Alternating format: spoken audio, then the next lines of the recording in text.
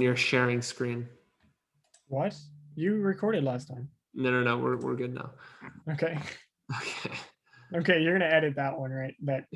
Yeah.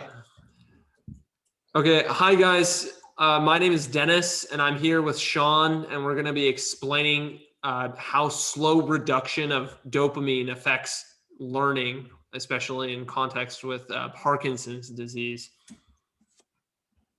Hi, so we're going to talk a little bit about Parkinson's and dopamine today, which is a build off from a previous project that we did. So basically, Parkinson's disease overall at a big picture is caused by a loss of dopamine producing nerve cells in the substantia nigra, basically leading to an overall lack of dopamine in the brain. In Frank et al. 2004, which is one of the papers that was previously in the class, it was basically found that Parkinson's patients who were off medication are better at learning to avoid choices that lead to negative outcomes. So they're better at negative reinforcement than they are at learning from positive outcomes. So this basically is saying that Parkinson's patients who have a loss of dopamine are not learning entirely. They're actually better at relying on negative reinforcement tactics for learning, as opposed to positive reinforcement, since they do not have dopamine, which is the phenomenon that they showed both in the model and in their human test subjects. So we're also going to talk about acetylcholine, which we've talked about in the class before, which has been found to modulate synaptic plasticity in potentiation and depression. So for those without a neuroscience background, this is basically talking about synaptic strength between neurons. So acetylcholine promotes changing of either increasing or decreasing the strength of those synaptic connections. So the authors found that within the hippocampus, acetylcholine biases hippocampal spike timing dependent plasticity towards depression. So it's biasing towards depression in the hippocampus. So we're going to talk about one of the major papers that we went through for our final project, which builds off a lot of the stuff in the class, actually. So the first point from the paper was that this cholinergic synaptic depression that they showed previously yields to systemic exploration, which makes sense because we are decreasing the strength of long-term strength of synaptic connections. So we're allowing for basically modulation over time in the brain. The second point is that cholinergic synaptic depression enhances exploration of the action space. So this is like an open field, whereas the first point is talking about a systemic sort of state space. And the third point is saying that cholinergic synaptic depression improves performance in dynamic environments. So when we change the reward location mid-experiment. So first we'll talk about the first major point from the paper, which was that cholinergic depression yields to systemic exploration. So what we can see here is a plot, a radial maze with a series of example trajectories with 8 arms, basically, with 1 star in the upper central location. So when there's no acetylcholine in the system, the model tends to stick around unrewarded arms and even more than once visits unrewarded arms. But once you add acetylcholine to the model, there is a lot of exploration, basically systemically, between the 8 different states, which is not the case when there was not acetylcholine. And secondly, acetylcholine, we can see basically affects also the exploration over the action space. So the ability to move around. So this is not just a series of 8 states, but this is a whole XY plane with all of the different points inside that encourage, basically acetylcholine in the model encourages exploration across this whole plane. So we can see that in one of the paper's major findings, which is the plot on the right shows that there is acetylcholine. The one on the left is without acetylcholine, and the darker lines are indicating later trials. So with acetylcholine, we're seeing a lot more exploration even into the later trials. So we have brown lines that are going around the map even more. So we have exploration going on even into the later trials, even though there's a success rate at the top right. And on the left, when there's no acetylcholine, there's largely towards the later trials still a reliance on going towards the same location that it has learned, and there's not much exploration. So the final point is that acetylcholine improves performance in dynamic environments. So this is when we change the reward location mid-experiment. So when we look at the second major plot that the paper had, the same sort of idea where the right is with acetylcholine and the left is without acetylcholine, and the darker lines indicate later trials. What we can see is there's a lot more exploration that's not rectangular. There's a lot more exploration around the plane with acetylcholine as it finds the reward location in the top right. And then it quickly, due to the increased exploration, learns that the reward location is in the bottom left. And then subsequently, in later trials, knows that the reward location is in the bottom left due to the weights, but it learned it faster due to the exploration. Whereas on the left-hand side, the lack of acetylcholine actually causes the model to continue looking for the reward in the top right, even into the later trials, because there is a lack of willingness to explore. So even though it found that the reward location is in the top right, we have darker colored lines still relying on going to the top right and refusing to adopt a newer idea of exploration to look at the bottom left a little bit more, like in the plot on the right.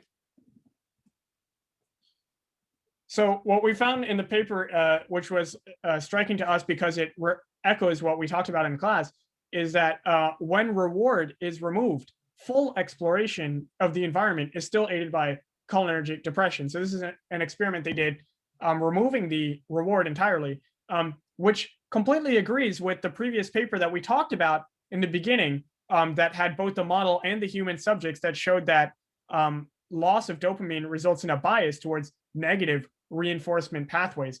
So both of these papers talk about basically the lack of dopamine resulting in this negative reinforcement.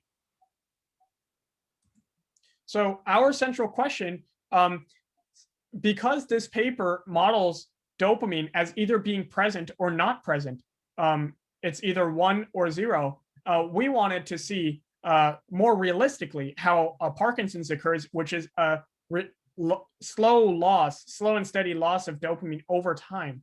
And so we wanted to see if we implement a model where the dopamine is decreasing over time, is there still this bias towards negative reinforcement as there was when there was no dopamine at all? Or is there a total underperformance in the whole model performance? Cool. Thanks, Shawn. Yeah, so like he was saying, what we want to do is kind of have this burst of dopamine every now and then at this fixed interval. And that's what we did just here with this sinusoidal function. And so let's remind ourselves, what did the authors of the paper do? They had this, they either had a constant stream of dopamine at 1, like as in it's just the gate is open, or they had no dopamine, the gate was closed. And what we're going to show here in this next series of slides is comparing this model here with this decreasing burst of dopamine versus their model of just continually gate open or 1 dopamine. Okay, right. We can actually use this function that we see here on screen. Instead, we had to do a little bit of scaling like so. So this is in practice what we used. So this is scaled, and it's worth noting, like, what is our hypothesis? What do we think will happen if we use this compared to this so-called gate open method that they use? And so we expect the performance to be lower throughout, and right. And so how can we test this though? And here's how we can test it. So we start with this sort of action space that Shawn was talking about in an earlier slide. And what we want to see is how is this red cursor going to traverse this space to make it to this sort of this circle, which represents the reward, right? It wants to make it to this circle, but it doesn't know where it is, right? And what we're going to kind of show is the contrast between, okay, when we have acetylcholine, which tends to increase exploration, what will happen? What will happen when we have dopamine and when we don't have dopamine, when we have dopamine that constantly decreases, right? So we're going to explore all of that right now. Right. So it's worth noting in the model that was shown to us in the paper, quite briefly, we can kind of see what happens. So in this trial, like 2, very early on, there's 40 trials in total. And so what happens is that it doesn't know very much. And we see here that yellow, sort of this lighter color, is going to be where it wants to go. It's higher weighted than this bluish color. And it thinks everywhere is where it wants to go. So it wants to explore, right? And what we see here, as in this next slide, is that when we traverse many trials, so now we're many trials ahead, we see here that it's learned quite a bit. First of all, it just goes right to the reward location, whereas here it kind of just went over to the place. And it also has its updated weights. Again, compared to this last slide, we see that it has yellow everywhere, and here it just has yellow in the top right corner. And so another question we can ask is, what happens when we introduce this sort of so-called dynamic environment? And this is how we modeled it, and how the authors modeled it is the circle, the reward location, it changes location, right? So it used to be here, and now it's down here in this bottom left. Although the weights haven't changed at all, mind you, because the cursor, it doesn't know, right, that it's moved. And so what we can see here, that it goes through multiple times through this old location, and until no avail, it's not able to find this new one. And until finally, many trials later, near the end of 40, where it's able to, okay, find this new area and then remember that the reward was changed to this bottom left-hand corner, which we can see here in the weights. Okay, so what we can see here is this. We saw this slide before, actually. These are from the author's paper, and what we see here is this sort of dynamic environment shift with and without acetylcholine. So the important thing here is, let's look at the right-hand side with acetylcholine, where we expect it to kind of explore more. And this is because acetylcholine tends to increase this sort of synaptic plasticity in the brain, as we know in neuroscience, but we're trying to see how that works here. So another thing to keep in mind, which is denoted in this note here, is that the lighter trials are kind of the earlier ones, and then the dark is later, right? So it starts out light. And again, it's changed location. It used to be here. It learned that it was there, and it goes through there multiple times, but it starts to explore, right? And what happens is that once it actually finds it, the new location, I mean, it just consistently goes there, right, after this period of exploration, right? But what we see here on this left-hand side is that when there is no acetylcholine in the system, so again, like this right-hand diagram, it does go through this old place, because that's where it thought it used to be. That's where it's trained. And so what happens is that it doesn't explore as much. There's not as much exploration. And after a very long time, it's able to make it to this new reward. It doesn't consistently make it, right? It comes from all directions. But the biggest thing to note here is that the darker lines consistently go through the old location, right? This is pretty big. Here, all of the dark lines went to this new one, indicating it learned very, very well. And exploration, right? Over here, it just continued to go through the old location before it made it to the new one. And so this is a sort of decrease in performance that we see, and it indicates that acetylcholine will kind of increase this synaptic plasticity in the brain, or this sort of exploration, right? And we kind of had this, we put this to use here, right? So we use this sinusoidal sort of overall decrease in dopamine, which aids in sort of memory and increasing the weights, right? And so what we see here is what we saw here on the previous slide. What we need to note here is that it's constant reward. It's not using this right-hand side function. So we start with trial 1, and what it does is, by chance, it doesn't know much yet, hasn't done anything. Well, it makes it quite quickly. But what we see here in trial 14 is many trials later, it hasn't even remembered, right? It got here on trial 1, it wasn't able to get there again, right? And this is starting to show that we can see here already there are effects of not as much dopamine in the system. So here in trial 20, we can also see it sort of goes to the left before it goes to the right. And again, we're seeing decreased performance. And we can see this even more when we change the location of the reward location. And so over here, it takes some time, but it does make it great. It's pretty early in. But then later, so in trial 30 now, as opposed to 22, what happens is that even though it had made it, it had learned for 8 trials, what happened is it wasn't able to find it, right? And what we can see here, again, is this decrease in dopamine causing the weights not to be updated very efficiently, if at all. And it causes it not to remember where it was. It's very inefficient.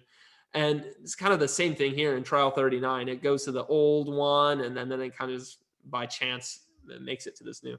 I'll just jump in and say that that's a stark contrast from the image on the left, which is where all of the trials towards the later time period went to the bottom left, whereas our implementation on the right with the red lines is nothing like the implementation that they had with the constant dopamine. Exactly. It's showing that there's a lot of issues happening as a result of this new dopamine system that we implemented, but that was to be expected. That was in our hypothesis. And what we can also see in contrast with this sort of this loss of acetylcholine, where there isn't as much exploration. So here in the paper, we already explained what happens, but basically is that there's less performance. It doesn't explore as much. So here, when we go the same process that we did on the previous slide, so it starts in trial 1, and it goes, and mind you, this is with our own sinusoidal function. And so it goes, and it's not able to find it. Okay. So in trial 10, okay, it's found it. Great. Trial 18, what we see is that it sort of, well, it kind of like goes around the bush, right, before making it to the right-hand side here. And right, okay. So what happens when we sort of change this reward location, right? And so what we see is that it just continually goes through this old location here before it's able to find it by chance. And this makes sense. It has to do with acetylcholine not being present, and it doesn't want to explore as much. And so, right, so same thing kind of here. Here, there's more of a contrast. We can see that there's less dopamine. It is not able to reach this new reward location despite having reached it in trial 22 right here. And so what we can model that with is this, our sinusoidal function. What we can say is that it's kind of used most of the dopamine available, and now there is not enough left to use. So that's kind of the issue at hand. And so anyways, same thing here in trial 39. It doesn't really want to explore. It goes through the old before it makes it to the new. Great. So we want to just sort of wrap this up by asking you guys and asking for some feedback. And so maybe a question that I personally might ask is this a good function, right? Was the sinusoidal the way to go? And should we change it? Who knows? And then Shawn, why don't you take this next question? You wrote it. Yeah, we're running out of time, so we won't be able to talk too much about the questions. We're at 20 minutes, but just to read the last question is, we have basically the idea of exploration tendencies driven by acetylcholine, and then this idea of memory loss driven by lack of dopamine. And the question is really how might these two be mechanistically related or dependent on each other in sort of a biological way that could explain some of the findings that we're seeing, or that may be actually occurring in the human brain. So yeah, that's our discussion, and thank you so much. Thank you.